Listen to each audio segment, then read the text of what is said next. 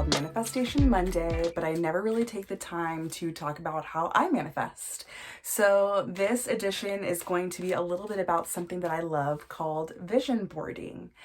And basically, I just want to say that a vision board doesn't have to look like a big cardstock or tri-panel science fair thing with very specific details. It doesn't have to look any one way that someone else would do it. Sometimes I vision board on a journal page. Sometimes I paint. Sometimes I use magazine cutouts. I have all sorts of different techniques for that.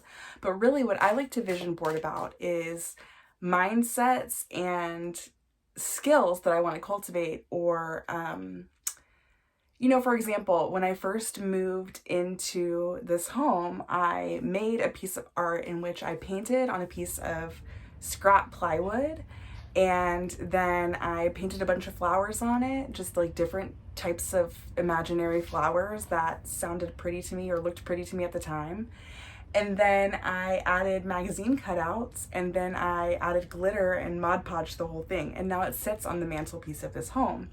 And this vision board was all about continuing on the journey while settling in with a fresh start in a new home, in a new space, and carrying through with me in this part of my journey the mindset that helped me get here, which is practicing a lot of faith, working on my spirituality, giving credit where credit is due, whether it's to me, to other people, or to spirit, just all sorts of different things. I also included like some magazine cutouts of people gardening because I wanted to use my time in this home in the garden, for example.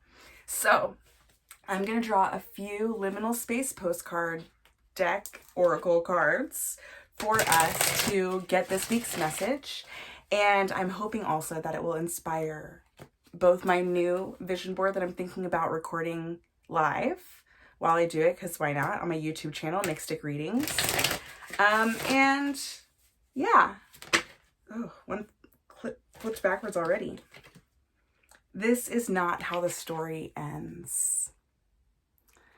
What a beautiful message. We are getting promises from Spirit right now that we, in the practice of co-creating with Spirit and manifesting our desires, that what we have right now is not the ending. It's merely one point on a nonlinear timeline of our existence. So we have an opportunity, and look, you see this is a notebook. It's dated in the corner, infinity, infinity, infinity. This is not how the story ends. It looks kind of like a diary, little cigarettes burning, house plant, mountains off in the distance. It's kind of a call-out culture card. But it's saying this is not how the story ends. As we continue to process the wisdom that we've gained from our past experiences in our life, and we actually interact with those lessons when we make new decisions about how we'll move forward, we get brand new endings to a story. Very creative ones we never could have picked. Oh, here's another one. Quick turnaround. Ooh, the veil is thin. Wow. It's us and Spirit, and we're communicating very closely right now. This is a wonderful time to get still and ask Spirit, what is it exactly that I should be focusing on right now so that I can manifest the greatest good for my future as well as anybody else that's affected by it. The veil is thin. That means this is the time to be manifesting. This is a time to be asking for our greatest good to come into fruition and for inspired thoughts and actions to pour through us to help guide us in that direction. It does take intentionality, right? We have to sit down and write that journal entry. We have to make that vision board. Here's another one. Drink water. I have a little bit right here.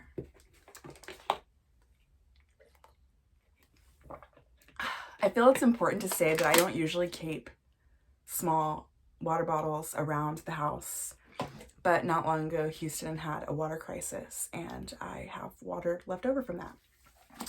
So, all right, I'm going to pull at least one more card. Okay, or it will fall out immediately. This is such a beautiful message. Okay.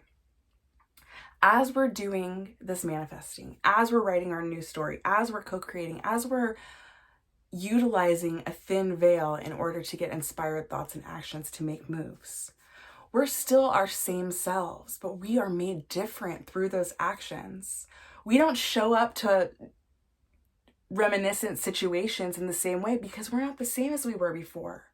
So whatever we might be afraid of, like whatever failures we may be afraid of repeating, we have to understand that as long as we carefully process that failure for the lessons that it has to generate, kind of like juicing an orange, then we are able to approach even similar or identical situations in new, profound ways. These are both natural ways to approach the situation. It's just one of them is an evolved self. So this moth has evolved from the larva that it once was. And this bee, it's its one self its whole life, right? So we have a chance. It's not that the bee isn't important, it's a crucial part of our ecosystem. Someone not evolving doesn't make them bad or wrong, but if you're here, you probably are someone who's either already in the chrysalis, turning to goo, about to emerge from it in a brand new life. If you're listening to a message like this, there's a good chance you're someone who is here to evolve. This is in line with my friend Heidi's vacationing angel philosophy. So, wow. I'm going to see if anything else. The best stories produce better stories. That's that same energy, right? When we're making our vision boards, when we're manifesting, by thinking about what it is that we do want as we process out of what we don't, right? Those stories, exciting stories, there's this death, right? Day by day. Something ends, a new thing begins. All endings are beginnings, right?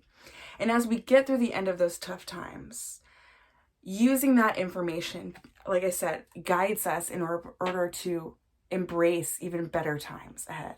So these are our messages. Snip, snip anything that isn't serving you anymore, because it's going to get in the way of your manifestations and keep you caught in karmic cycles. And yeah, I'm going to go write this newsletter, give a little TLDR of this bad boy, and cut the video together. Please like, share, and subscribe. Specifically liking and subscribing and hitting the post notification bell would really help me, and it will let you know every time that I post. And if you know someone who could potentially benefit from the message, please do share it with them. Be blessed.